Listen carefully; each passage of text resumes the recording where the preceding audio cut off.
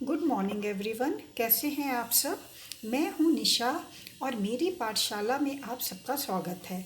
आज मैं आपके लिए आपकी पाठ्य पुस्तक गुंजन हिंदी पाठमाला का लेसन नंबर 4 जो कि एक कविता है, एक बूंद लेकर आई हूँ। एक बूंद कविता के कवि हिंदी साहित्य के सुप्रसिद्ध कवि श्री अयोध्या सिंह उपाध्याय हरिऔध जी हैं।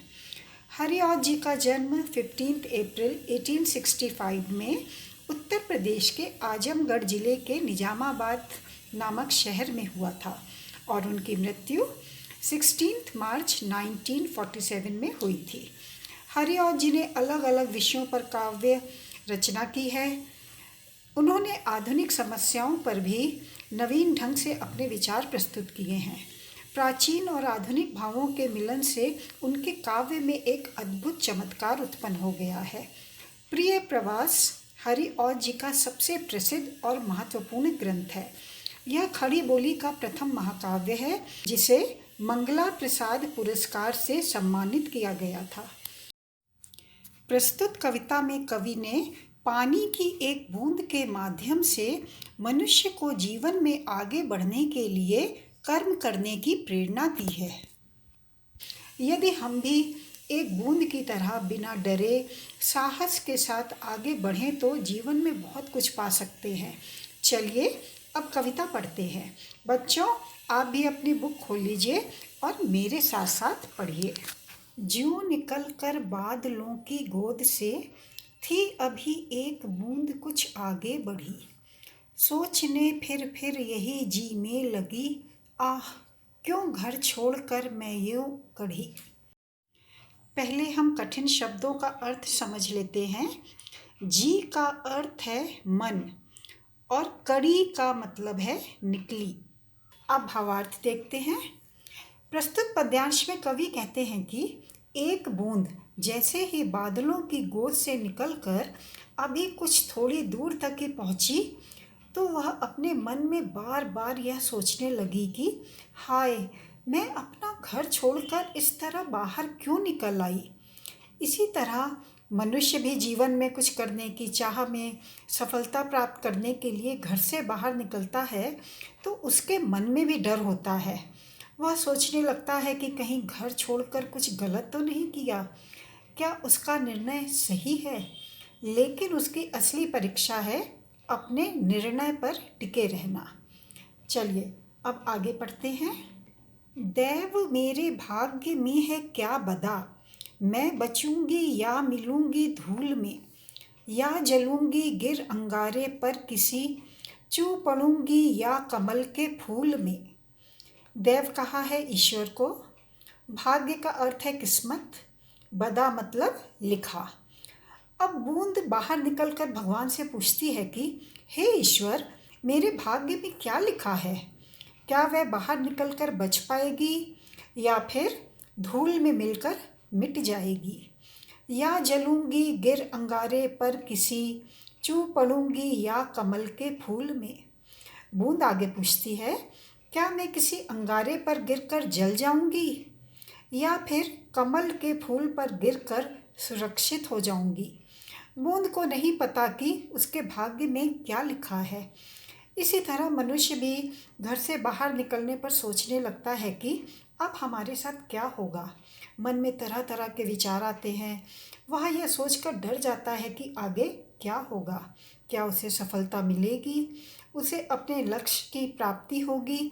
वह इसी दुविधा में रहता है। बह गई उस काल एक ऐसी हवा, वह समुंदर और आई अनमनी, एक सुंदर सीप का मुंह था खुला, वह उसी में जा पड़ी मोती बनी। काल का अर्थ है समय, अनमनी का अर्थ है बेमन से। प्रस्तुत पद्यांश में कवि कहते हैं कि जब बूंद ये सोच ही रही होती है कि उसके भाग्य में क्या लिखा है, तभी उसी समय हवा का एक ऐसा झोंका आता है और वह बूंद बेमन से अर्थात इच्छा ना होते हुए भी हवा के साथ समुद्र की ओर चली जाती है। एक सुंदर सीप का मुंह था खुला, वह उसी में जा पड़ी मोती बनी।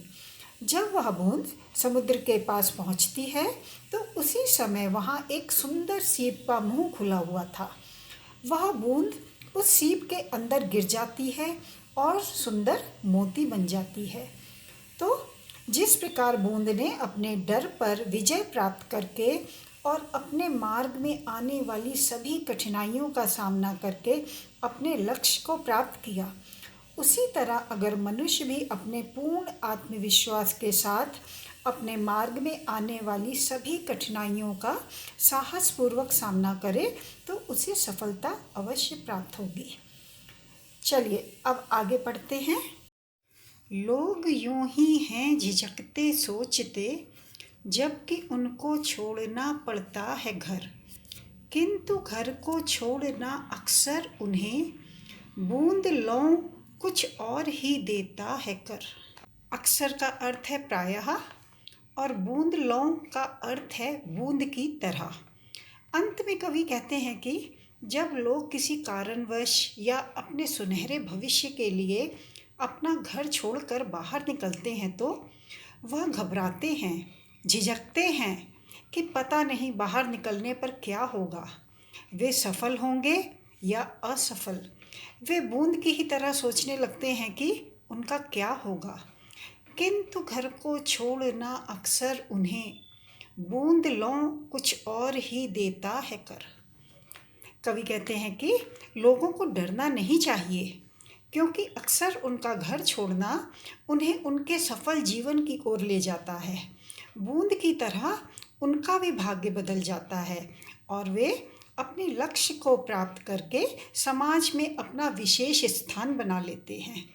तो जीवन में सफलता पाने के लिए यह आवश्यक है कि हम अच्छे कर्म करें, तभी भाग्य भी हमारा साथ देगा। तो बच्चों, देखा आपने कितनी सुंदर कविता है और कवि ने बहुत ही सरल शब्दों में जीवन की सच्चाई के बारे में बताया है और साथ ही एक संदेश भी दिया है कि यदि बूंद बादलों से निकलकर आगे ना बढ़ती तो उसका परिचय जीवन में आने वाली कठिनाइयों से नहीं होता और वह संघर्ष करके मोती नहीं बनती। तो उसी तरह हमें भी जीवन में कुछ बनने के लिए, सफलता प्राप्त करने के लिए हमें अपना आराम, अपनी सुख सुविधाओं को भूलकर कठिन परिश्रम करते हुए पूरी दृढ़ता और साहस के साथ आगे बढ़ना है और अपने लक्ष्य को प्राप्त करना है। मैं उम्मीद करती हूँ कि आपको यह कविता समझ में आ गई होगी। तो अब आप जल्दी से कमेंट बॉक्स में कमेंट करके बताइए कि यह वीडियो आपको कैसा लगा और चैनल को सब्सक्राइब कर दीजिए। साथ ही वीडियो को लाइक और अपने फ्रेंड्स के साथ शेयर करना मत भूलिएगा। आप सब खुश रहिए और अपना ध्यान रखिए। अब हम एक नए वीडियो के साथ जल्दी ही मिलेंगे। तब तक के लिए बाय।